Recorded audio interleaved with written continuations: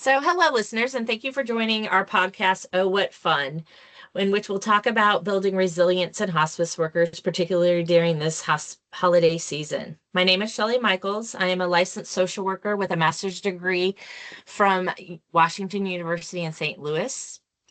I have worked in the field as a hospice social worker.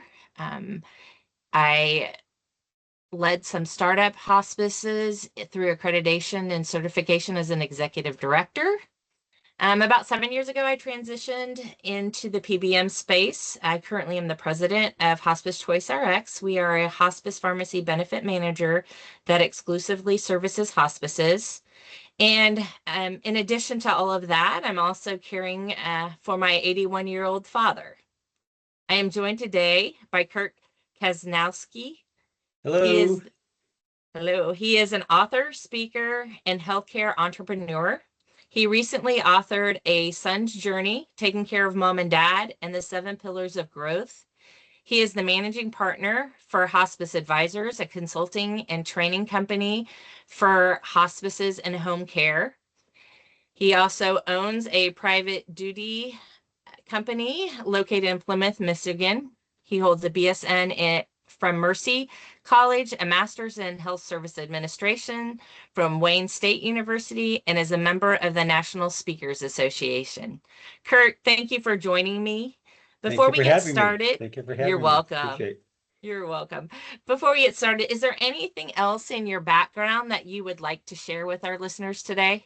No, just like probably a lot of us listening is, I've cared for mom and dad as they've aged. So I've lived the experience. It's just not something you learned in the industry. And I think healthcare professionals are particularly challenged just because of today's environment. Being a provider in healthcare is tough, and then taking care of your own folks is tough. So yeah. Yeah, absolutely. Absolutely. I think it's always different when you do it professionally than when you have to deal with it personally. And so I Yeah. hope today, kind of as we have our discussion, we can provide some insights for them and also offer some tools as well. Hmm. Yeah. So when we were working on trying to figure out what title we should have for this podcast, I was thinking, it's the holiday season. I was like, oh, pulled the line out of the Jingle Bells. Oh, what fun! And the reason I chose that is, first of all, it's National Hospice Month, and so again, we want to celebrate hospices. But the other part of it is also the holiday season. And we know that, during the holiday seasons, our stressors are kind of amplified. There's a lot of additional demands on our time. And so we wanted to take this opportunity to talk about, caregiver burnout, and hopefully, again, like I said, you leave this podcast with some tools in your belt to help you get through the upcoming months. Absolutely. So I think it would be helpful, as we start our discussion, is just to have a kind of a clear definition of what we're talking about when we talk about caregiver burnout. And so I went and, looked up the definitions and such, just to simplify it. And the one that particularly stuck out to me was it's a state of physical, emotional, and mental exhaustion that happens when you're taking care of somebody. And I find that I like that one because it incorporates, various aspects. So burnout isn't just a physical thing. It's not just an emotional thing. It's a mental thing. Hmm. Absolutely. Absolutely. And then the other term I'd like to just throw out there just to familiarize our listeners to is compassion fatigue, which kind of Yeah. takes that Yeah. caregiver burnout to another level. And one of the definitions, or the terminology I found related to that, talked about it being a one-way street. And I thought that was pretty illustrative of kind of what it feels like, where the person's kind of giving out a great deal of energy and compassion to others. over time, but yet they're not getting back enough to reassure them that the world is a hopeful place. And so we want, hopefully, uh, to instill some hope back to Yes. our listeners' perspective. Yes. So absolutely. So, Kurt, what are some of the risk factors that you're familiar with related to caregiver burnout? It's interesting, Shelly, you mentioned, caregiver burnout and compassion fatigue. And while they're the same with some of the risk factors and signs and symptoms, they're sort of vastly different in the sense that, caregiver burnout is that slow burn. It's like a dimmer switch. It just, Yeah. all of a sudden you're there.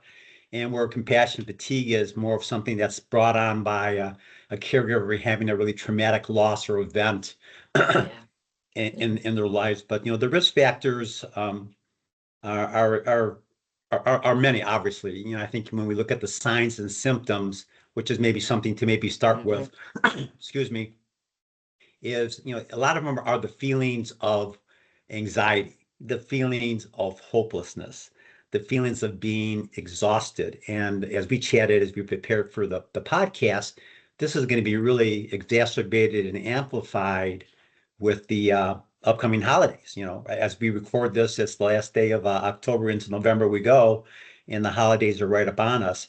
So I think it's very timely that Hospice Choice is doing this education component. Looking at the physical signs and symptoms is, and I've had this myself as I went through my burnout, and I didn't even know I had it. That was sort of scary part. And I'm a nurse. And you figure, my Uh-huh. mom had a fall. Like, I mean, I'm sure a lot of the people that are listening right now have had a similar experience. The adult, your loved one starts with a fall, Yeah. and it sort of goes downhill from there. And that's when my caregiver burnout started, because it changed my world. In an instant, it changed my Mm-hmm. world relative to the demands it put on me and my brother. My brother's also in healthcare, and we thought we had this though because we had that healthcare background, and we were clueless. we, I we, think we that's were, pretty common for us healthcare workers. yeah, we all want to That fix it. we Yeah, we can handle it. We can yes, handle it. We do this for a living. Yes, yes, absolutely. especially nurses. We can fix this. We can fix this. We're the fixers in the world. So I think the risk factors are, getting back to your definition, emotionally being fatigued, emotionally being agitated, emotionally being angry. And there are a lot of times you're not even seeing that. It's the people around you that see that. So this, as people are listening to this podcast, to take some of these in, and if you have a friend that is caring for a loved one that's aging, or is a caregiver, as a nurse, et cetera, in hospice specifically, is to really listen to some of these things and look for some of these things and be a good friend. I have a few suggestions for friends of caregivers Yeah, that I'll awesome. toss out as we go through the podcast that you can do to help Yeah. things be easier. So that emotional, the physical piece usually is a lot of what, unfortunately, nowadays, Shelly, and there, and we had chatted a little bit about this, is just the behavioral, drinking more, Mm-hmm. substance abuse, not a good thing, and then Yeah. looking at those behaviors, the feeling component, and then physically, just not sleeping or sleeping too much. A lot of Yeah. people will sleep to escape. A lot of Mm-hmm. people will sleep to escape. They go to their safe space and do that. So the caregivers that are experiencing that slow burn, those are what they're at risk for. Yeah. I'll admit there's times that I have gone to bed early just so I can have a new day to start. Oh, that, you that was know? me. And it's funny. That was me. I didn't even realize it. Oh, Right. I'm gonna go to bed a little early. I would go to bed to escape and sleep Mm-hmm. and go into my dream world, and which Mm-hmm. is an okay coping mechanism in the short term, but if that becomes a habitual, ongoing Right. thing, it disrupts life. Blah blah blah blah blah. And that's where Right. the concern is for the burnout component. Like I said, as the slow burn, like I said, it is truly a dimmer switch, and Mm-hmm. all of a sudden you wake up one day and you go, what the heck happened here? And Right. it can be devastating for yourself, your family, your loved one, your job. I mean, it Yeah. has Yeah. tremendous impact. Yeah. Yeah, yeah, Yeah. yeah. I wanted to when you mentioned that the inaccessiveness. And so again, I do want to kind of highlight or make sure, we point out that, in and of themselves, these symptoms are not necessarily bad. It again, it's when it becomes excessive. So Hmm. like it's normal when you're dealing with stress to be fatigued. It's normal to Right. be tired. It's normal to be sad or anxious about what's going to happen. And again, those are normal, but once they become constant or frequent and they impair or impact your daily living is when those become issues or Yes. you should be Yes. concerned about. So absolutely. So I think, Absolutely. so I think it's important that you sort of have a feeling of understanding what the risk factors are, the signs and symptoms, as especially I'm Yeah. sure a lot of the folks that are working are clinically based. And you Yeah. first you assess, so you need to assess yourself before you can put an Right. action plan into place. And it's taking that self-awareness, which is a hard thing for all of us to do, to step back. That's what I'm saying for the people that are maybe watching that are thinking right now, oh God, I have a friend that's in that situation. Guys, Yeah. their dimmer switch is slowly turning. So how can you be a good friend Uh-huh. to help support them? And because part of the Yeah. solution to one of these things is just being able to seek that social support and support systems, etc. Yeah, yeah, Absolutely. yeah. Absolutely. Absolutely. And so let's talk a little bit about, kind of, more of the things that we can do to prevent and to help, ourselves and those that we care about. Particularly again, as we know that the holiday season is getting ready to kick off, and we know that the demands are gonna ratchet up for us. So Hmm. um I think, first and foremost, and you mentioned it, Kurt, when you said self-awareness, develop realistic expectations Hmm. of yourself. Uh, we all, are caregivers professionally, and I think we came to our professions not to develop to become caregivers. We were caregivers long before we chose these Hmm. professions. And Hmm. so it is Hmm. at the core of who we are. It's how we relate to the world in general. And so we need to know, we need to have that realistic expectation into what we really can do and can't do.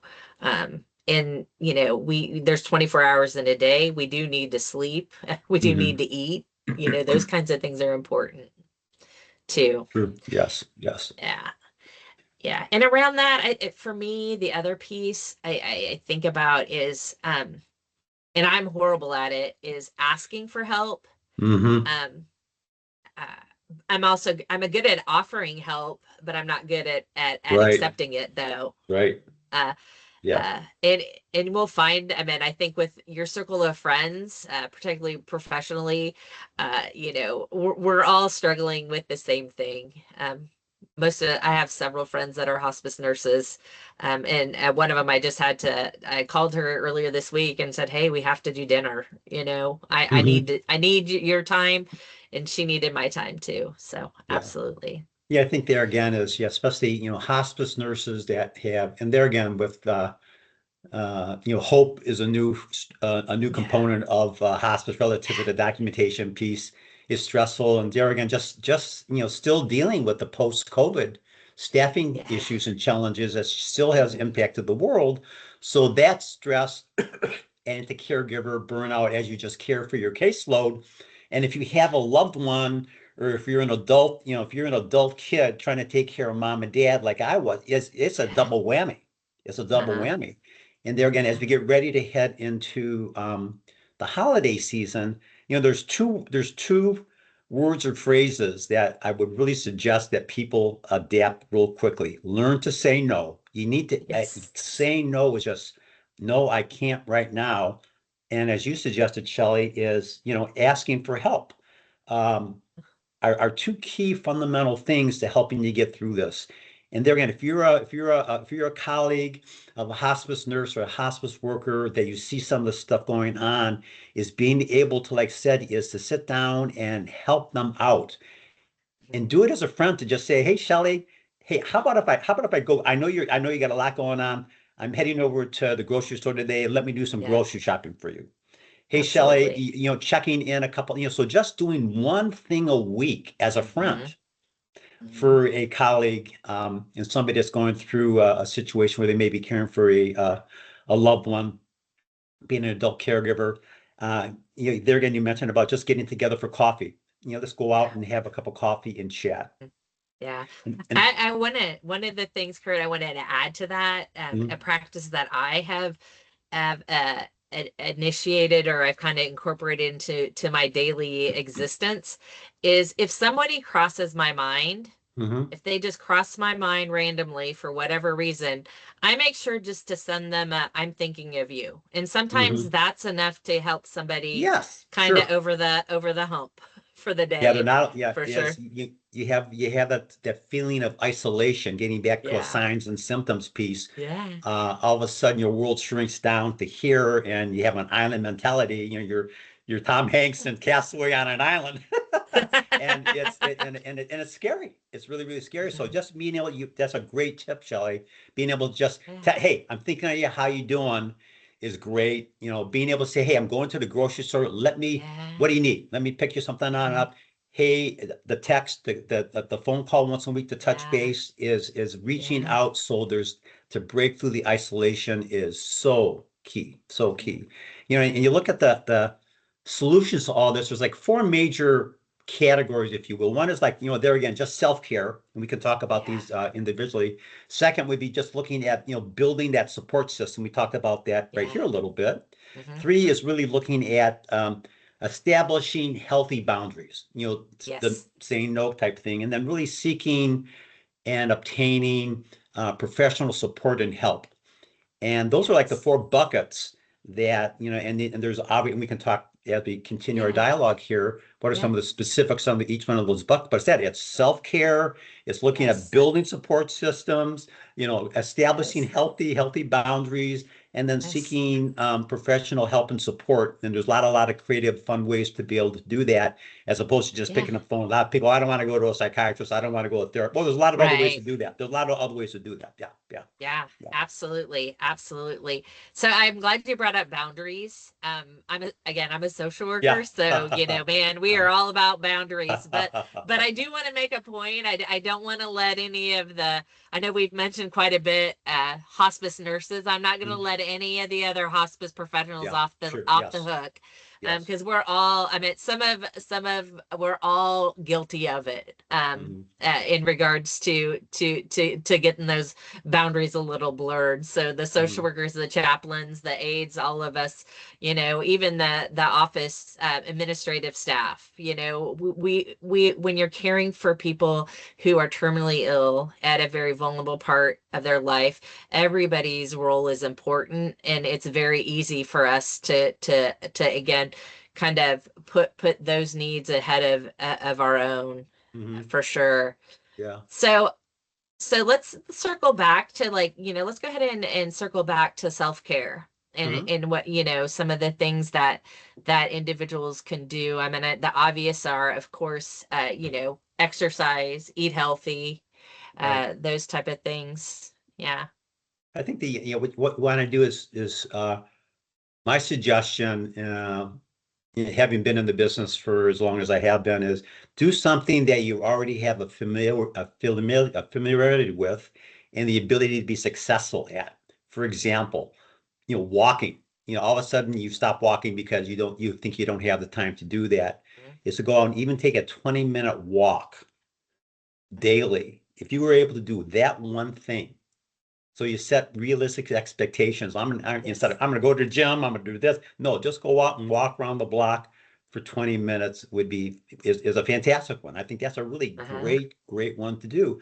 A lot of my colleagues, getting back to your opening comment, Shelly, about burnout being not only physical, emotional, social, spiritual, is just being able to meditate for 20 Yes. minutes, and being able to, if that's something you're comfortable with, if you've done it in the past, to sort of bring these practices back into line for yourself, and just do one or two But be disciplined, and that's the hard part. Is because if people Yeah, say, "Oh, the oh, discipline.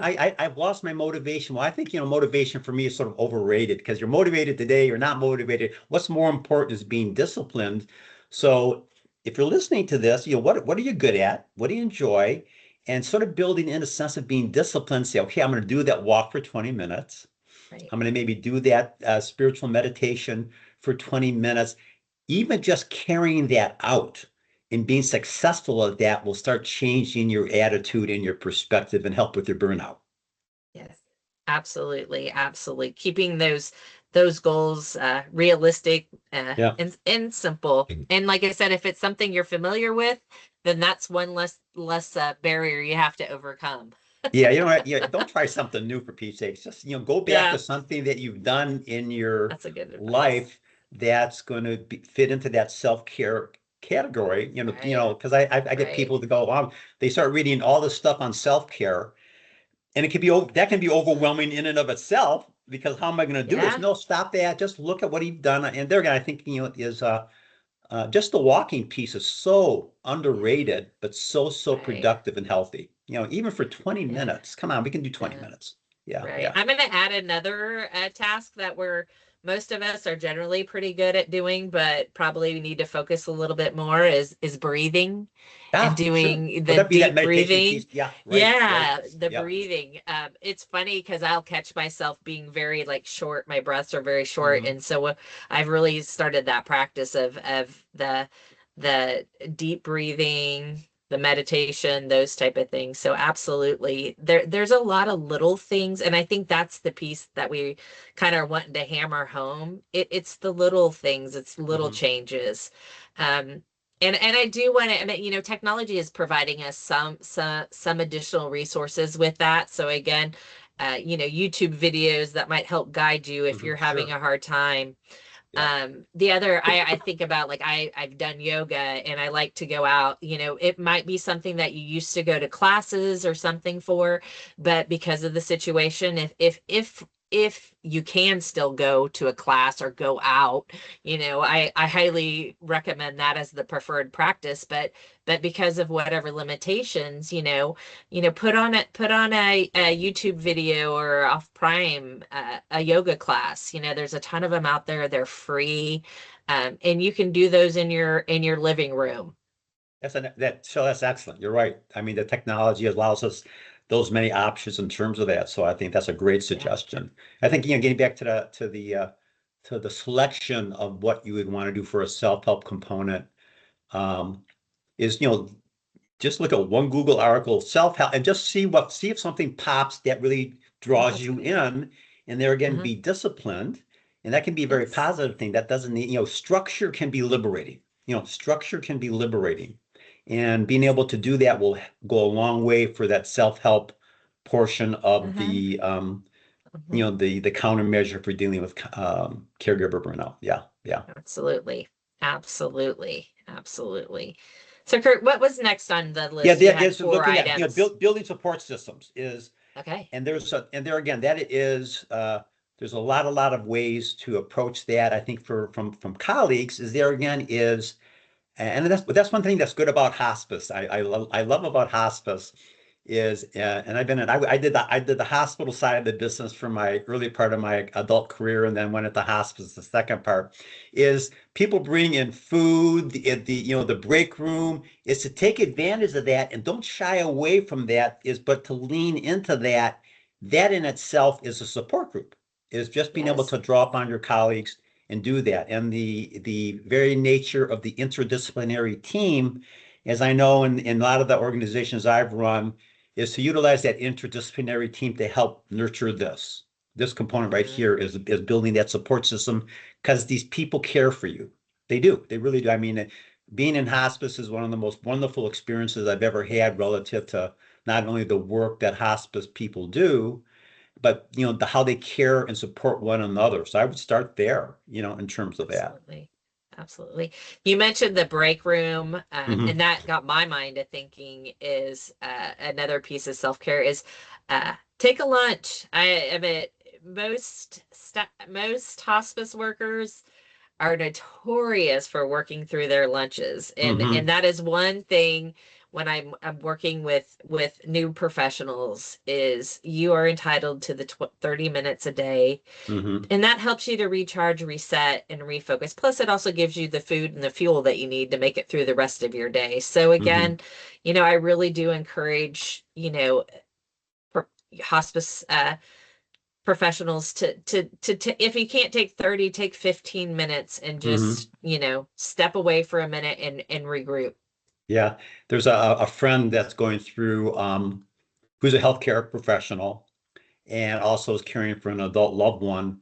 And her support group is what is it? It's Marjan? Is it that's a new thing? Oh, it's I'm a not familiar with that. well, it's a game thing, but Okay. it's a social game. It's called it's Marjan. I thought maybe you Okay. knew it. It's something new. Yeah. But bottom line, whether it be that bridge, euchre, whatever your Hmm. specific joy is in terms of a table game, Yeah. in itself leads to dialogue. Yeah. I belong to a little cigar club. You never smoked a Oh, cigarette in fun. my life, but I love a great cigar here and there. And up at our club, everybody, this is back in Plymouth, Michigan. Everybody plays euchre, I'm not a euchre player, but I sit there and I listen to the Yeah. dialogues, and it's a support group. It's Yes. a support group in terms Yes. of what's going on with family, challenges, solutions, Uh-huh. being a good friend, providing some good advice, et cetera, et cetera. So I think looking there again, Absolutely. getting back to, what is the support group that's going to work best for you? Mhm. Yeah, Absolutely. yeah. Absolutely. Absolutely. I also find that humor can be very liberating, be Mm-hmm. very it kind of recharge you, and I kind of lean into any of the silly, goofy things that are going on in organizations. Participate in that ugly sweater contest. Yeah. Do some of those silly, do something silly. Hmm. I oftentimes when I'm kind of just starting my day off kind of rough, I literally go find funny socks, and I have some really fun Hmm. socks and Hmm. I just put those on so I can start my day off on the right foot. Right, right. Oh, Is you can if you can end up combining the self-help, which would be like, let's okay, I'm going to exercise on a regular basis, but you go to a class, and there again, if you yeah, have people that yeah, you bond with, and if you yes, start having dialogue, guys, you're going to find out a lot of people have the same challenges that you have. yep, And like I said, absolutely. because there again, I think, one in three people are caregivers. Are caregivers. It's just amazing the demand in our society because of the tsunami of aging that's occurring, that's Sure. challenging us. And there again, if you're a hospice worker challenged with carrying a caseload and dealing with people that are relying upon you, and then and there again, when you're finished with your work and you go home and you still have challenges because you're a caregiver there, you need that outlet. So those are some things that are vital Absolutely. for you to be able to at least latch onto. Absolutely. Yeah. Absolutely. Absolutely. And then the next one, so setting healthy boundaries. And this is a good time of year and a good point to discuss, especially going into the holidays, is God, for Pete's sakes, even though you may have done Thanksgiving at your house for the last 10 years, if for whatever reason that is going to really tilt you over the top, ask a sibling, somebody else to do that, guys. I know that may be real challenging and that but you need to empower yourself to be able to do that. So getting back to your point earlier is asking for help. Hey, would you help out this year with Hmm. Thanksgiving? So the not only in terms of the boundary piece, saying no, but sitting down and really looking at and writing down what are realistic expectations. Okay, what does the holiday season look like for you? And Right. what are the expectations you're going to place upon yourself? And what are the Right. expectations you want to place upon for the family? And then talk to them about it. Now's the time to do that planning. Yes. Now's the time to do that planning in terms of that. Yeah. Yeah, that's a good point, Kurt. Definitely a good point in regards to that. And know that even if you get invited to a holiday celebration, that's not an obligation to attend that. And Right. particularly those individuals that, that are inviting you to a celebration, they'll understand. Mhm. They will understand, if you're not able to attend. So again, it's okay to pass on going to a holiday celebration. Yeah. I think there again, the other component of that too, there again, so if you're just experiencing caregiver burnout as a hospice professional, you can do some of these things. But if you come home and you have a loved one or an adult, you're an adult caregiver caring for mom or dad, the big challenge is what do I do with mom and dad or my loved one Oh, yeah. during the holiday? And it's Uh-huh. interesting is this time of year, especially now, we getting back to my company up in Plymouth, Michigan, caregiving experts, we receive a lot of calls for people looking for that respite. Hey, can I have a caregiver come in and help me out during the holiday season? Awesome. And That's an and excellent and to look resource. at and we do that, and it's obviously it's an out-of-pocket cost, but there again it gets back if you have the resources and if you can get some help from the siblings, and that way Right. if mom and because you don't want to be lugging mom and dad around if you're going to be out there going around, because that's not a good situation for them. You can Right. do some specific things at home so they can enjoy the holidays too. You Right. don't want to isolate Hmm. them, but you want to go to that holiday party at work. You want to go to a good friend's, and you don't want to be stressed out and feeling guilty, which is another symptom and sign of caregiver Yes. burnout, is feeling guilty, is hire a Mhm. caregiver. Absolutely. You just Google, caring for mom, Hmm. the company to care for Yeah. mom that's close to home where you're at, and then go through your due diligence process. Yeah. Or another, getting back to support groups, is if you're faith-based and you have a faith community, a lot of times they may have people that can help out and support Yeah. providing assistance in a number of Hmm. ways. In a Hmm. number of ways. The other, getting back to the expectation piece, and I remember I worked for the Trinity Mercy System back up in Michigan for years. And one of the hospitals I worked at, St. Joseph's, every year you could order, if you were an employee, you Uh-huh. could order a full-blown turkey dinner Yes. and get a great price on it. So you didn't have to worry about the preparation, the cooking, which Yes. stresses a lot of people out. And we did the same thing for Yes. Christmas. So I think there again, you just need to explore some of those components. The Hmm. fourth part of looking at the coping part is looking for professional help support. That's the fourth component. Yeah. Getting back, self-care, building support groups, healthy behavior and boundaries. The other one is looking for professional support groups. As I said, Hmm. start with your church. I mean, there's a church back there again in Plymouth, Michigan, called Northridge, and they have a spiritual ministry. They have a health ministry, and they have parish nurses, folks, that are part of that parish. All you have to do is reach out and talk with them, and they will help you. Hmm. They will help you. Absolutely. The other source to look for help is obviously your own employer. If they have an EAP, an employee assistance program, I guarantee you they're preparing right now, doing similar things that we're doing here to be able to offer support for employees during the holiday season. Inquire about that. I know a lot of Medicare Advantage programs nowadays have that social support. They have excellent social workers like yourself, Shelly, and that's all they do is Yeah. program development and looking at Yeah. resources and how to connect folks. So there are ways to get that professional support. And Yeah. a lot of people, when you say professional support, they default to going to a therapist. No, you don't need to do that. You can, No. but there's other Hmm. ways to integrate that into Absolutely. your bag of tricks to help you get through this. Yes. Yeah. Yeah. Yeah. AARP has a lot of caregiver Yes. There you go. resources. Excellent. Lots of caregiver resources. Yeah. So again, if you're caregiving for an aging parent, and those resources are available to you to access, and lots of good information. I've gone there several times, and I've gone there when I was a social worker working with hospice patients, Hmm.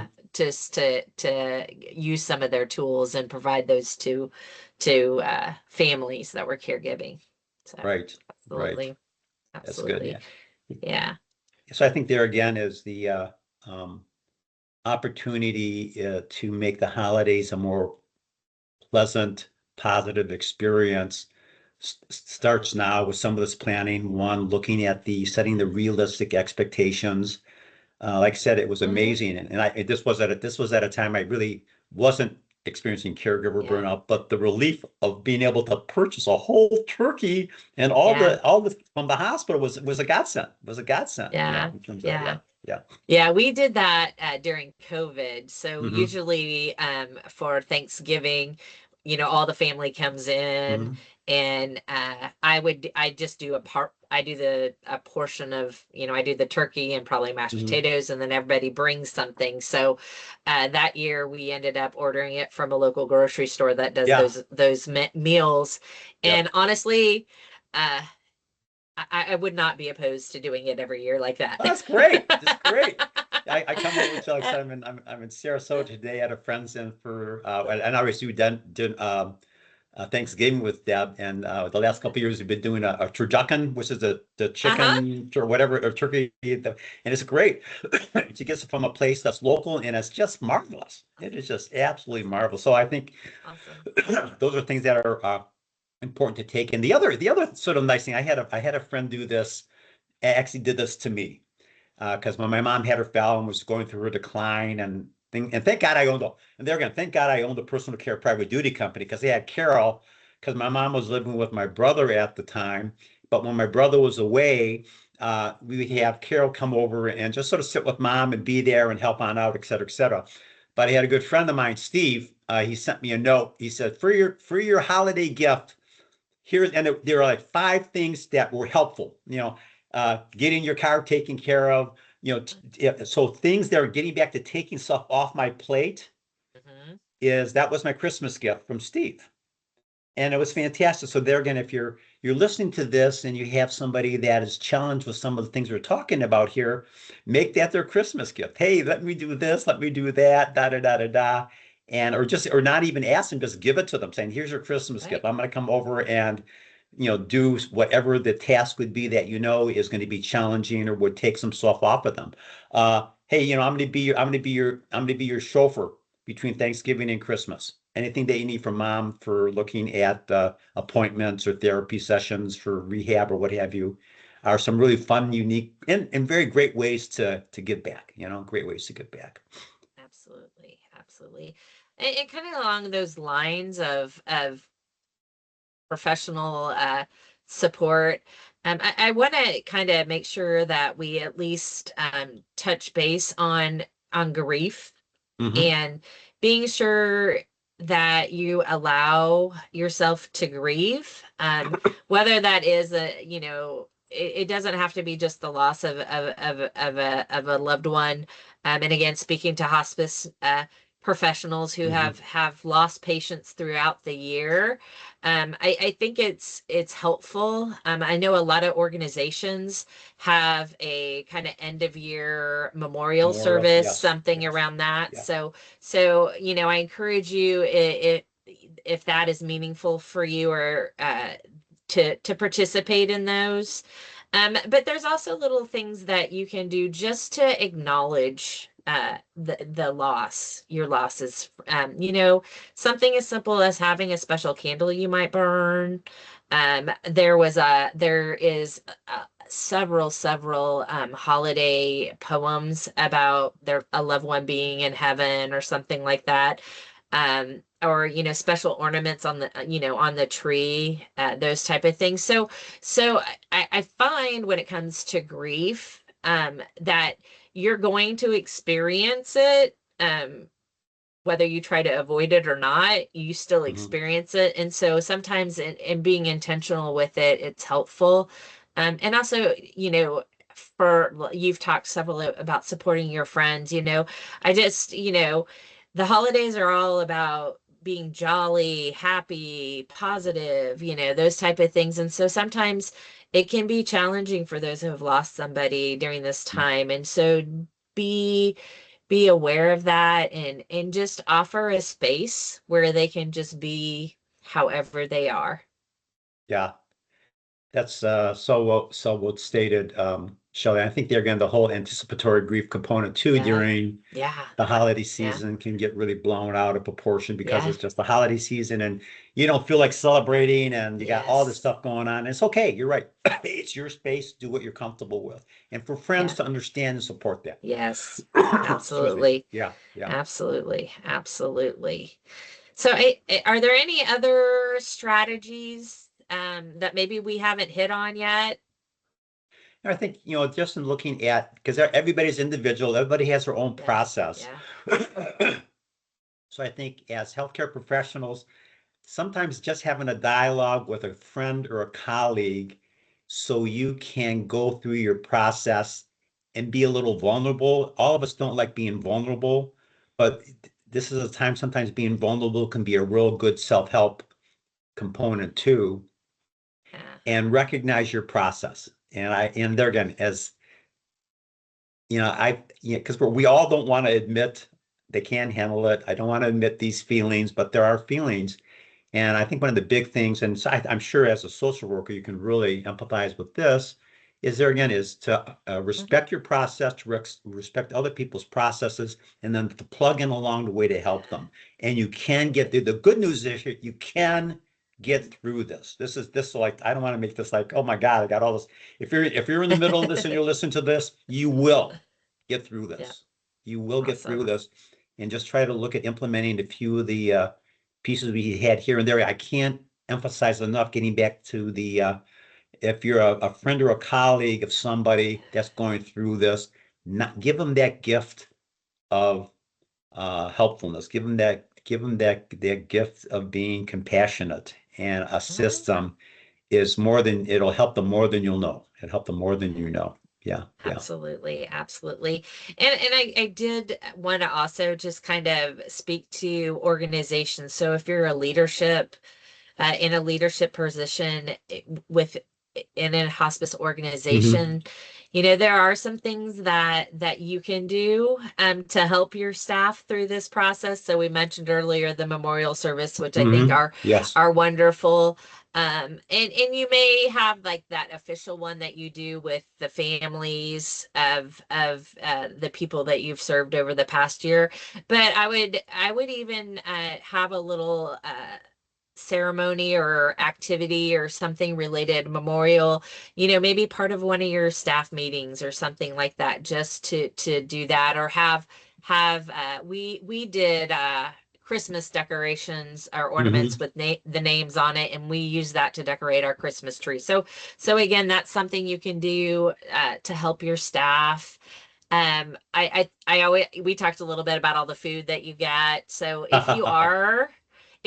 so you get popcorn, you get chocolate, you get all kinds of stuff from your community partners. And so if you are providing food for your staff, you may want to consider some healthier options, making sure Hmm. those are available to your staff. And then the other piece is always that holiday party. Like, how are you going to schedule a holiday party? And so, again, you want to make sure that you keep in mind that everybody is busy. They all have lots going on. You also have your on-call, your weekend staff. So, Yes. trying to pick a time that works for most people. During COVID, I started doing a virtual Hmm.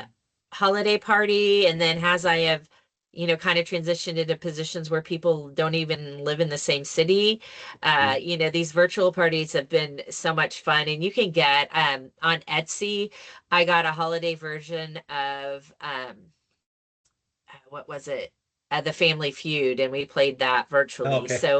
So there's lots of things you can do for that, and you may want to consider having your party maybe after the holidays. Yeah. And it's, That's also an option. your ending point here, Shelley, is excellent. What can we organizationally do to Yeah. support caregiver burnout, people that are going through this? And I think some of the suggestions you made are excellent. And there again, for a Yeah. leadership team and having served in several roles in leadership, is they're going to take the time now to say, what can we Yeah. maybe do a little different, better than Yeah. we did last year to add to Yeah. that? Yeah. Getting back to your technology piece, I used to do this on a regular basis, but just every week I would do I would do a message from the president about Uh-huh. X, Y, and Z that's going on in the organization.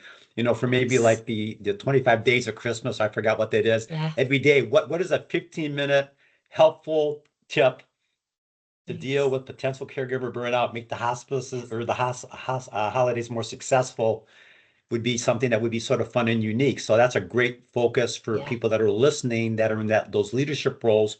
What can you do that's fun, innovative, and supportive? Yes. Yeah, absolutely. Absolutely. So, any other parting thoughts, Kurt, No, that I've you enjoyed have? our man. The time has gone by so Yeah, quick. I know. I appreciated the opportunity to share. Like I said, is my wish for the listeners is you walk away with one thing that can make life Absolutely. better and different for you, your family, and your close friends. Yeah. And and for me, it's in addition to that is also just to know that you're not alone. Yes. That there is a community of your colleagues, your friends, your families, professionals. We're all with you, and like I said, if there's anything that you can take away is just knowing you're not alone. So I appreciate everybody's time, Kurt. I appreciate visiting with Thank you. you. It's been Thank you. very, very enjoyable. I learned a few things. I'm kind of motivated to walk 20 minutes a day. There you go. All So, right. all right. Super. Thank you. Have Bye a great bye. holiday. Take care. Bye-bye. Yes.